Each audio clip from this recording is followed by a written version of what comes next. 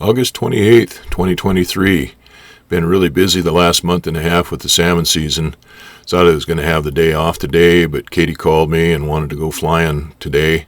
She wanted to go up this Thaltan River and Stikine River and kind of survey some of the sock ice systems that way. So we decided to go flying. Took off early in the morning, heading across Frederick Sound here to the mainland now. I'm going to fly up Baird Glacier by Devil's Thumb and over the top down into the Stikine River area.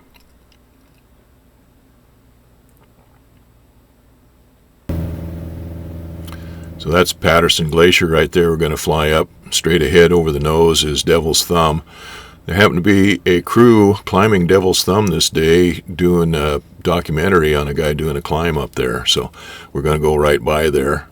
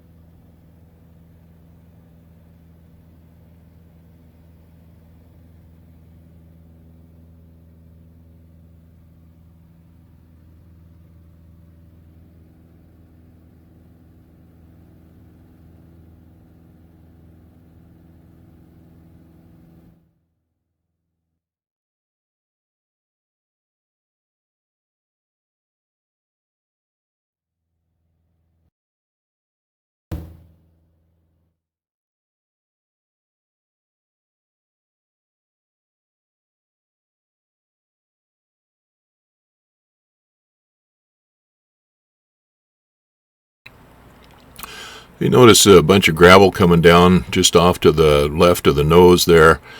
In 1984, when I first started flying up here, that was all the way up the hill, and that landslide that created that moraine there had just started to come down. Oh, it's come down that glacier over a mile in the last 40 years.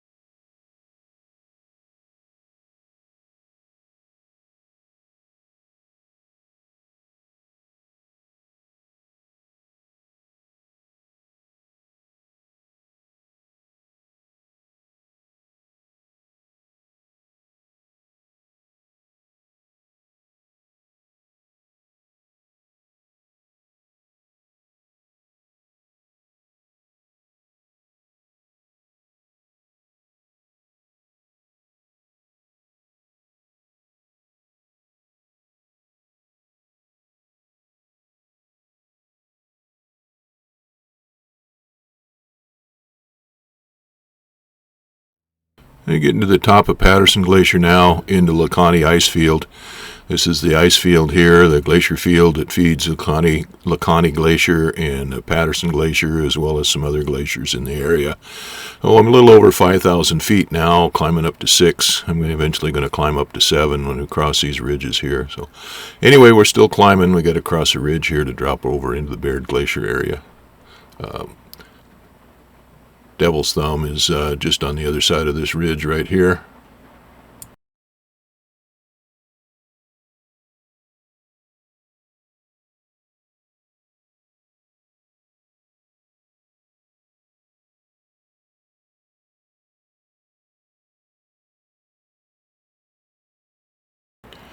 Looking back down Patterson Glacier now, this is what we just climbed up. When we come around here, and as it opens up, we'll be able to see back down towards Frederick Sound, and Petersburg will be off in the distance.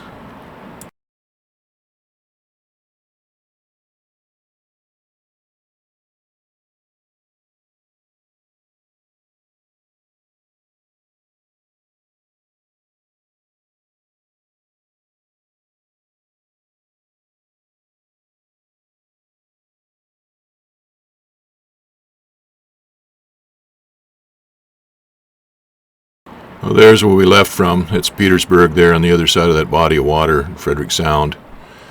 Oh, that's where we left from a few minutes ago.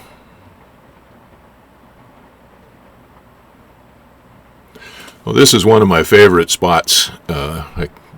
Climbing up here to top of Patterson Glacier and then crossing over this ridge right here. We're at 6,500 feet or so, and then this just drops down almost 5,000 feet into Witch's Cauldron. You can see that area there that we're coming up on is called Witch's Cauldron. Those are scenery lakes over there. There's two lakes that run out into Thomas Bay. Baird Glacier comes down out of the mountains and goes down into Thomas Bay, but part of it turns off here into Witch's Cauldron, and this is actually lower here in this valley than it is out in the area straight ahead of us where Baird Glacier comes down. So I'm not sure exactly what the elevation of that is, but it's about 1,000 feet, and the glacier runs down in there and dead ends. There's Devil's Thumb ahead of us, so that runs from Witch's Cauldron up to Devil's Thumb. Devil's Thumb is, depending on which database you look at, is right around 9,000 feet, and that down there is probably about 1,000 feet.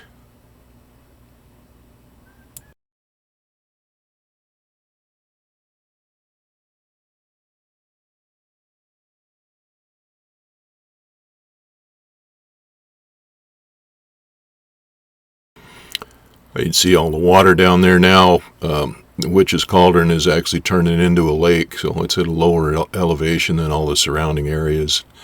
And part of the glacier actually feeds down into there, so that's going to be a heck of a lake if global warming keeps up. And there's actually a film crew there, along with a climber, doing the climb there on Devil's Thumb. Here you can see the glacier coming out of Baird Glacier and coming down into Witch's Cauldron, or the split off out of Baird Glacier coming down into Witch's Cauldron.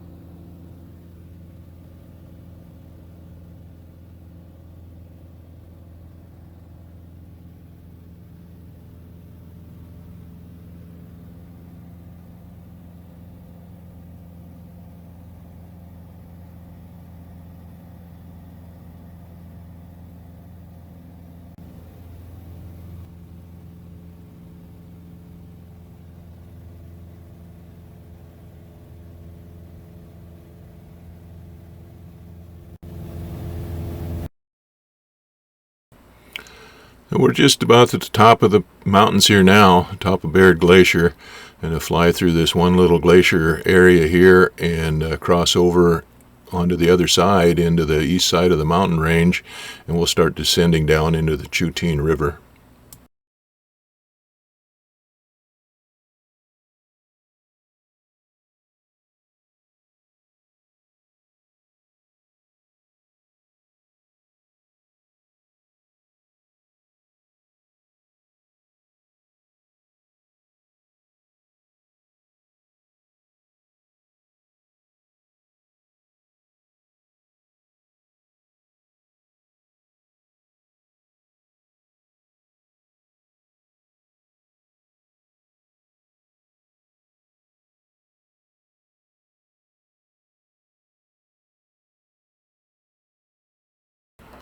Well, everything we've been flying up until now has been drained down into the Frederick Sound and into the Pacific Ocean. We're across the mountains now, and these drainages drain down into the Stikine River. Of course, it drains into the Pacific Ocean too.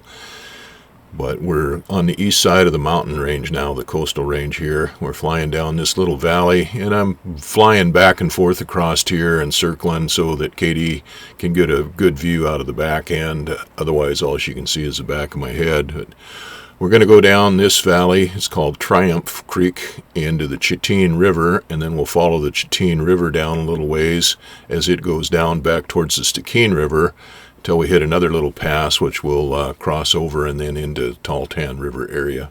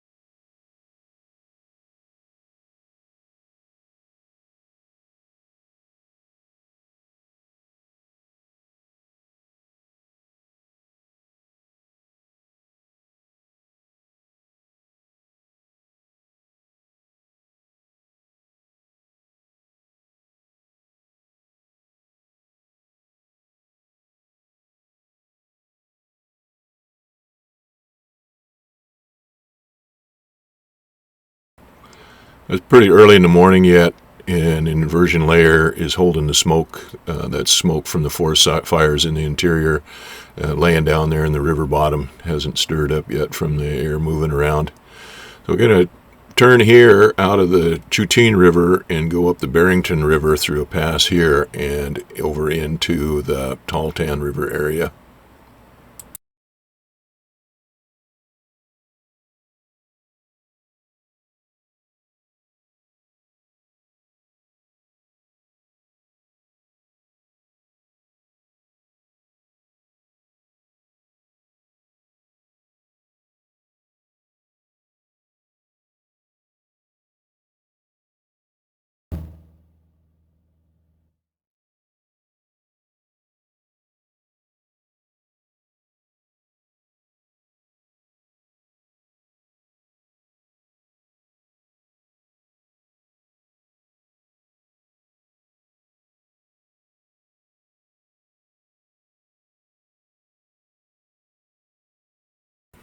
You see the browner areas there, the lighter colored areas, those are from the fires here about 10 years ago. They're starting to turn green now. Everything's coming back now, but there's a lot of areas here as we'll fly over this into the Thaltan Lake and the Stikine Plateau here. There's a lot of the areas here that have been burned. And, so that's Thaltan Lakes that we're coming up on now there in the center of the screen, moving towards the right.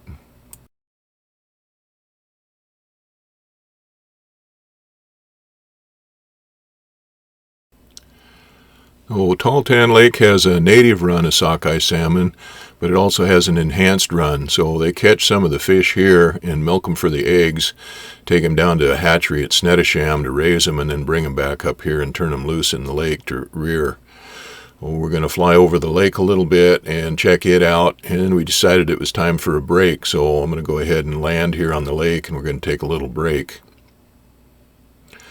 Oh, it's early morning here. It's flat, calm, and this water is glassy. This is one of the most dangerous types of landings you can make in a float plane. You just try to guess how high you are above the water. Fly along the shoreline, and you can kind of use the shoreline as a reference of where the water is, but the perfectly clear water like this is just like a mirror, and the shoreline reflects in the water, so sometimes it's kind of hard to tell where the shoreline begins and the water begins. Anyway, we did a good job here landing, and landed safely, but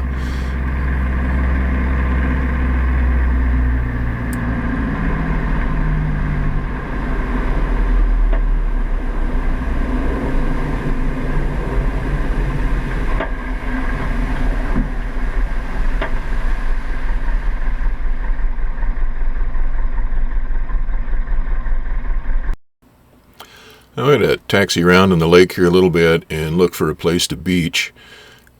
And we had a little trouble finding a place. It wasn't quite as easy as I thought it was going to be, but we did find a place to beach.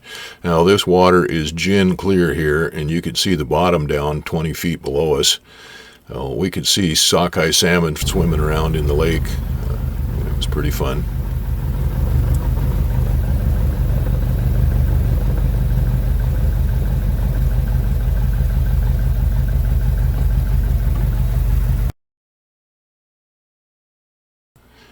Got a new crewman here. Got to teach her how to handle an airplane on the water coming into the beach.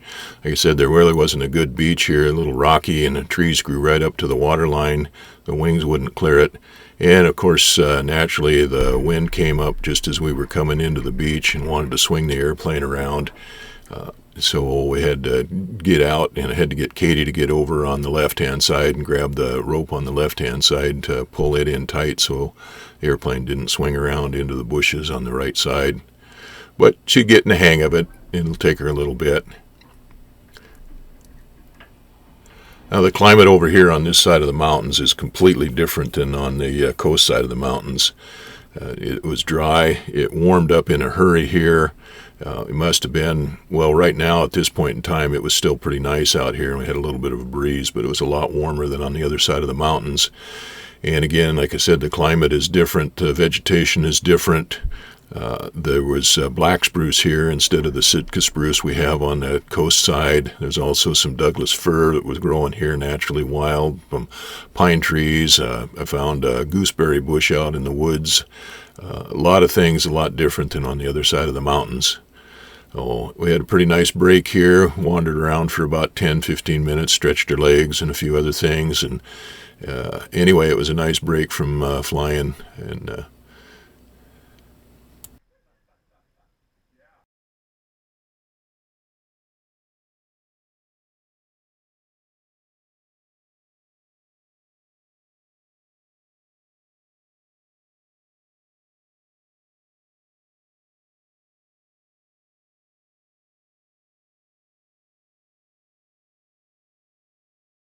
oh, we had a nice little break here. Had Katie shove us off. The wind came up while we were here, swung us around pretty good. There's a nice little breeze on the water, nice little chop, so it makes the takeoff run a lot easier and better.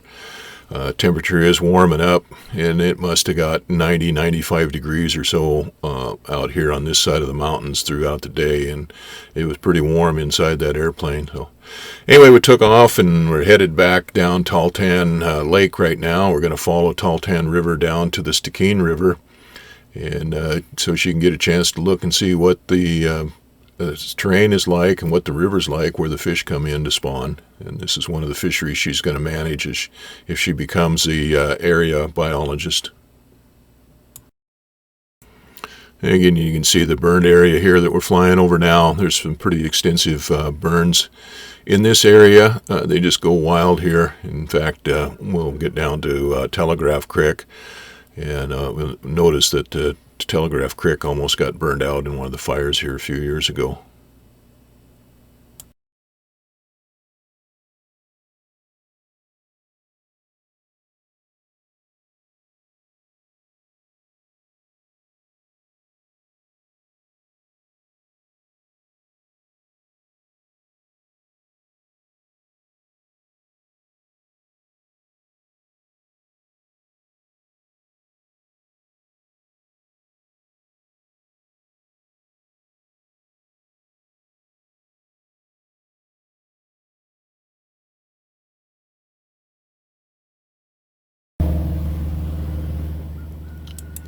Now we followed the Thaltan River down to the Stikine River, and now we're flying up the Stikine River to the east till we get to the Tuya River, and this is the Tuya River.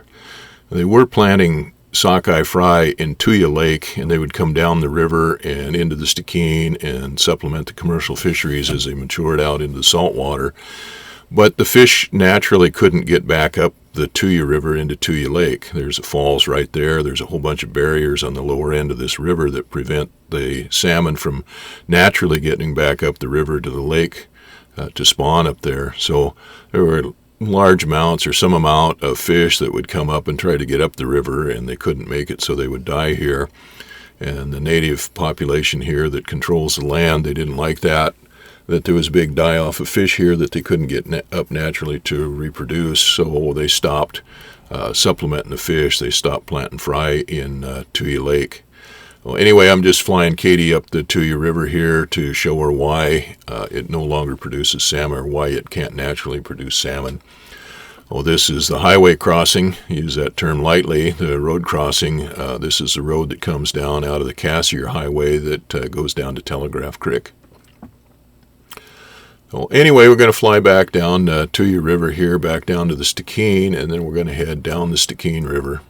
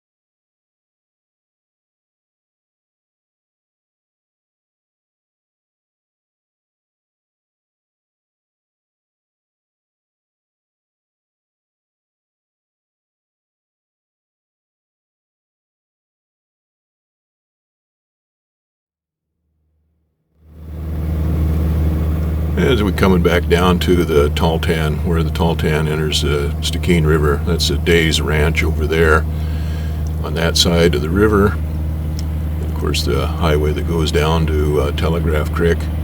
And the highway goes back down into the Thaltan River here, winds down some switchbacks, and there's a little community at the bottom of the river, or where the river comes out, little village of Thaltan, I guess.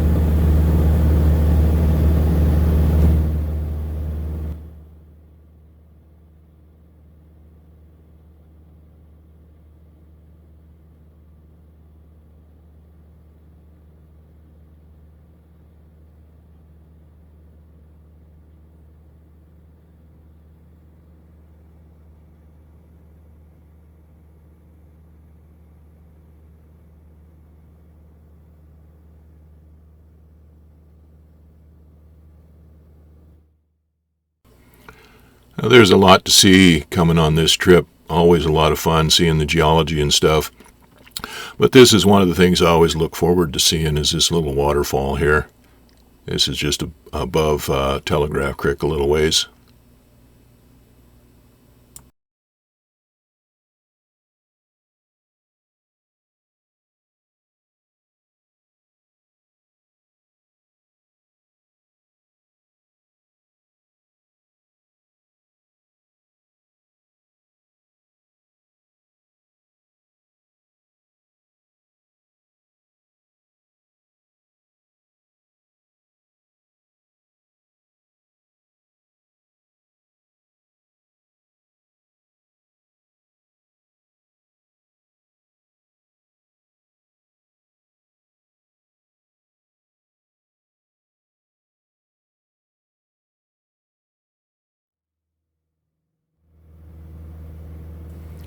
Well, coming down into Telegraph Creek now.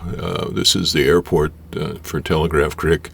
There's a highway department buildings and stuff there. There's a little cabins and whatnot. People have some horse guiding trips, some hunting guiding trips and stuff like that there. And that must be the power plant there that supplies electricity to the city. There used to be a real nice old church right down here on the river bottom. I don't know if it's there anymore or not. We've walked down to it to see it from the airport one time. Oh, there it is right there. Well, anyway, this is the village of Telegraph Creek. Some of it's down here actually on the river, and some of it's up above. And there you can see it. And you can see the burned trees right there. You can see how close Telegraph Creek came to being burned out when the fires came through here about 5 or 6 years ago.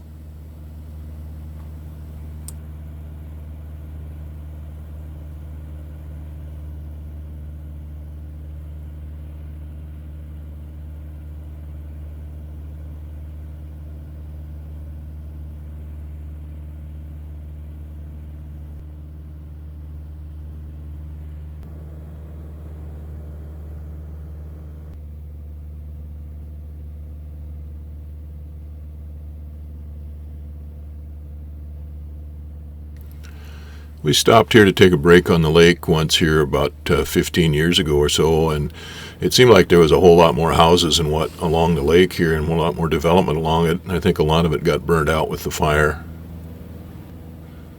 Oh, we're headed back down the river now. This is Mess Creek. It's one of the tributaries that flows into the Stikine River. Yeah, and you see there's a lot of little farms and communities or little houses and stuff down here as we go down the river south of Telegraph Creek. They didn't used to have a road going down this far, but it looks like most of these places are connected in by a road system now.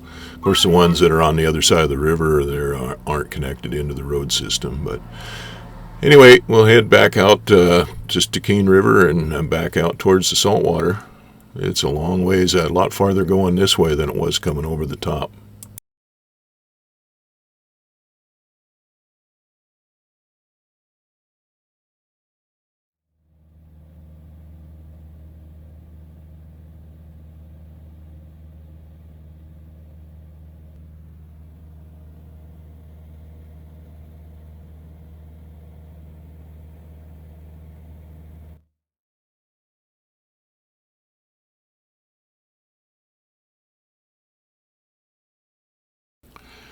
This is where the Chutine River comes out into the Stikine River. The Chutine River is the one we flew down a while ago. We flew over the top of the mountains too. Anyway, this is where it comes out into the Stikine.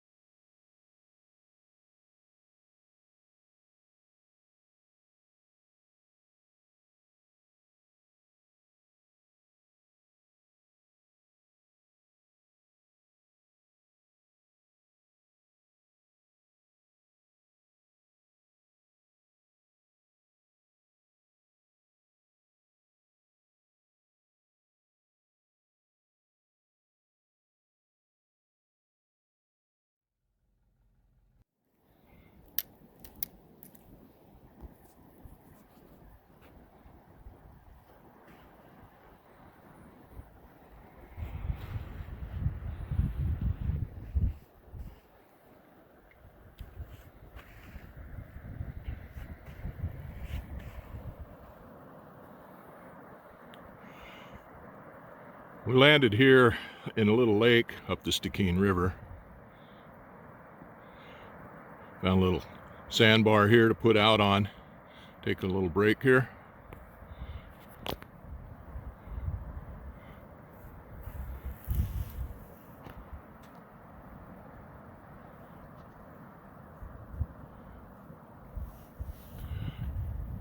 This is kind of a little secondary lake right here.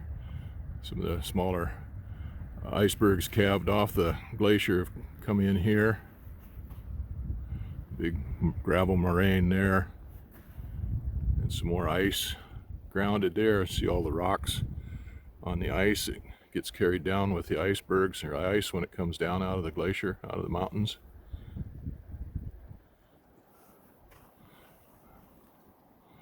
That's looking up into the valley with the glacier back there.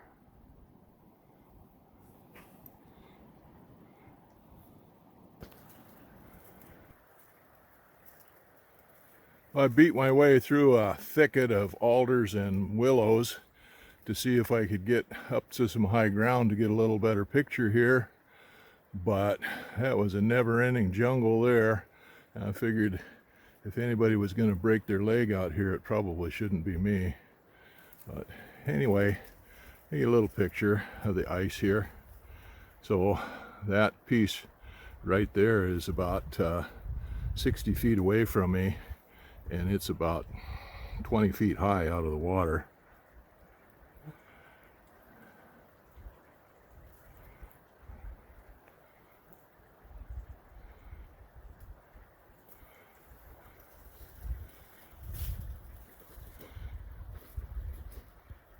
All right, the White Sox are attacking me. I better get out of here before I get chewed up completely.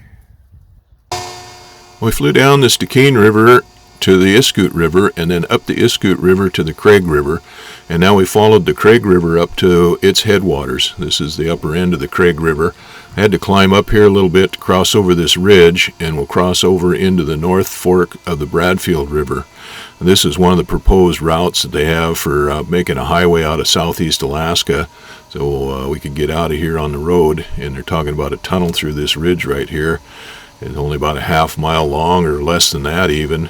And now we're down into the Bradfield River, and this is again what they've proposed for a highway route down here. So we'll head down the North Fork of the Bradfield River until the North Fork and the East Fork meet, and they meet right about the Tuya power plant that supplies power to Petersburg and Wrangell and Ketchikan. I'm going to jog back and forth across here so that we can get a good view so Katie can see the river and stuff. And there is a king salmon spawning area right down here just in front of us now. We're going to jog over that a little bit and take a little look at that so we can see the king salmon spawn in the river along here. No, I'm not flying near as erratic as what it might seem in here. I've just got the camera, the video sped up quite a bit, so it looks like we're a little wilder than we are, but jogging back and forth here so we can see fish and stuff and get a good look at everything. It's fun seeing stuff. Don't get to see this very often.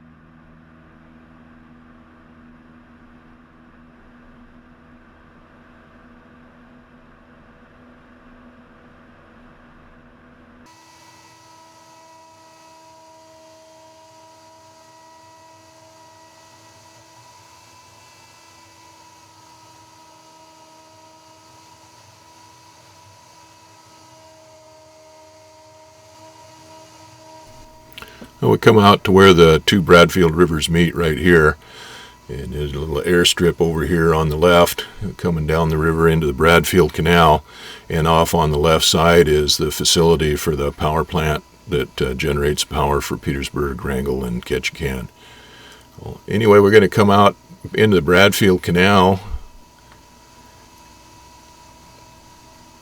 and I'll cross over that ridge ahead of us, and then we'll head up the Harding River and climb up as we go up the Harding River over the top of the mountains and head back to Petersburg.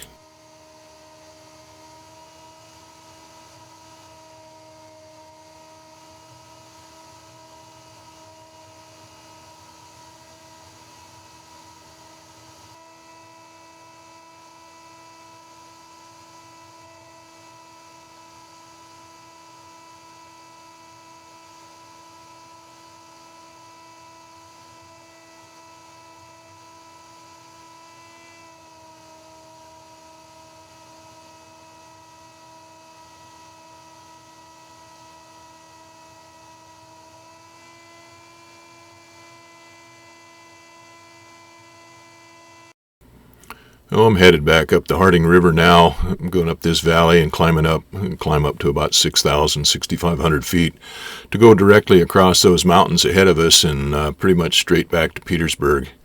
The temperature back in there in the interior, all the way down, even down into the Bradfield rivers, was 90 degrees, 95 degrees, something like that. It was pretty warm. And as I climbed up here, coming up the Harding River, we got back into the coastal, the maritime environment again, and the temperature dropped about 25 degrees or so almost immediately, and that was a big relief.